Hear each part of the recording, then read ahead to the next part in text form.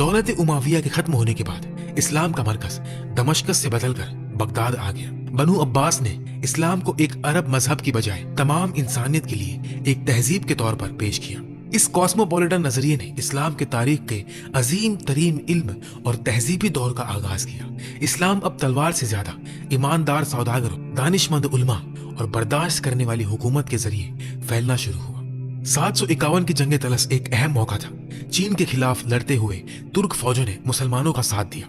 इसके बाद तुर्क बहुत बड़ी तादाद में मुसलमान होना शुरू हुए। बनु अब्बास ने तुर्क सिपाहियों की इलीट यूनिट्स बनाई और इसी मकसद के लिए समर्रा जैसा शहर बसाया। ईरान और सेंट्रल एशिया में फारसी तहजीब इस्लाम के साथ इतनी गहराई से मिल गई कि इब्ने सिना, अल-फराबी, अल-खवारिज़मी जैसे अजीम दिमाग पैदा हुए। मुस्लिम सौदागर इस्लाम को अफ्रीका और इंडोनेशिया और मलेशिया तक ले गए। अब इस्लाम रेगिस्तान, तश्त, जंगल और समुंदर पार पहुंच चुका था।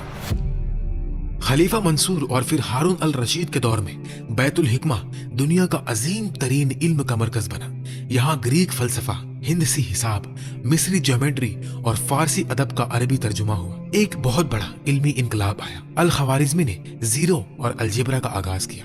इब्ने सिना का कैनन ऑफ मेडिसिन यूरोप में 600 साल तक पढ़ाया गया। अल बिरूनी ने जमीन की गर्दिश का अजीम दर्जे तक ठीक हिसाब लगाया। जब यूरोप में बात हो रही थी कि जमीन चपटी है या गोल, मुस्लिम उलमा सितारों के नक्शे बना रहे थे और ऑप्टिक्स के कवानीन लिख रहे थे। हारून अल रशीद ने यूरोप के बादशाह चार्ल मैग्ने के साथ डिप्लोमेटिक ताल्लुकात कायम किया और उसको एक घड़ी, मैकेनिकल क्लॉक भेजी। यूरोप वालों ने इसे जादू समझा। कागज, बारूद और अकली सोच, ये वो दौर था जब इस्लामी तहजीब दुनिया की क़यादत कर रही थी। वक्त गुजरने के साथ बनु अब्बास की सियासी कुव्वत कमजोर होती गई और फौजी गवर्नर्स की कुव्वत बढ़ती गई। इस कमजोरी ने मशरिक से एक खतरनाक कुव्वत को दौलत दी।